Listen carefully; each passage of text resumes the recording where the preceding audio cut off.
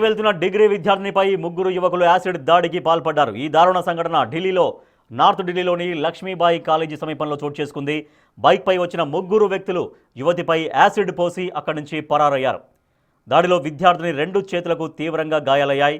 Acid దాడి సమయంలో యువతి తన ముఖానికి 2 చేతులు అడ్డం పెట్టుకోవడంతో ఆమె ముఖానికి ఎలాంటి గాయాలు కాలేదు. జితేందర్ అనే వ్యక్తి తన ఫ్రెండ్స్ ఇషాన్ ఆర్మాన్లతో కలిసి బైక్పై వచ్చి నడుచుకుంటూ వెళుతున్న విద్యార్థినిపై యాసిడ్ పోసి పారిపోయాడు.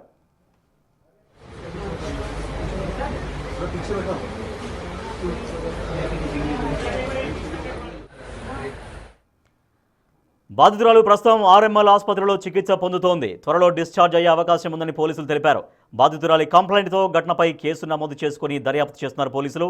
యువతిపై యాసిడ్ దాడి చేసిన జితేందర్ ఆమెకు తెలిసిన వ్యక్తేనని, ఇద్దరు ముకుంద్పూర్ నివాసితులని విచారణలో తేలినట్టు తెలిపారు. జితేందర్ తనను వేధిస్తున్నాడని, దాదాపు నెల రోజుల క్రితం తమ మధ్య తీవ్ర వాగ్వాదం జరిగిందని బాధితురాలు దర్యాప్తు అధికారులకు తెలిపింది.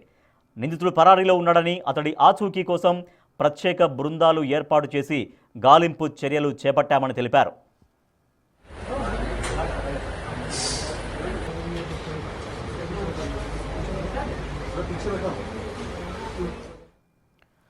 కాలేజీకి వెళ్తున్న డిగ్రీ విద్యార్థినిపై ముగ్గురు యువకులు యాసిడ్ దాడికి పాల్పడ్డారు. ఈ దారుణ ఘటన నార్త్ ఢిల్లీలోని లక్ష్మీబాయి కాలేజీ సమీపంలో చోటు చేసుకుంది. మరింత సమాచారాన్ని ఢిల్లీ నుంచి మా ప్రతినిధి శివ అందిస్తారు. శివ, ఆ యువతిపై ఎందుకు యాసిడ్ దాడి జరిగిందని చెబుతున్నారు? ఏమన్నా ప్రాథమికంగా కారణాలు తెలిసాయా ఈ సమయానికి?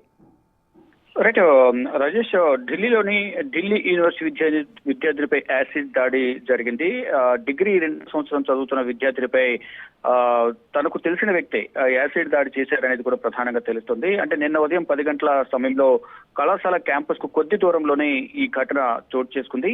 ఇక తన ఫ్రెండ్స్ ఇషాన్ ఆర్మాన్లతో కలిసి బైక్ పై జితేందర్ వెళ్లి ఆ సమయంలో విద్యార్థినిపై యాసిడ్ దాడి చేసి పారిపోయారనేది కూడా తెలుస్తుంది. యాసిడ్ దాడిలో యువతి ముఖం, చేతులకు తీవ్ర గాయాలయ్యాయి. ప్రజెంట్ యువతి ఆర్ఎంఎల్ ఆసుపత్రిలో చికిత్స పొందుతున్నారు. అంటే బాధితురాలి ఆరోగ్యం నిలకడగానే ఉంది, ఎటువంటి ప్రమాదం లేదని చెప్తున్నారు.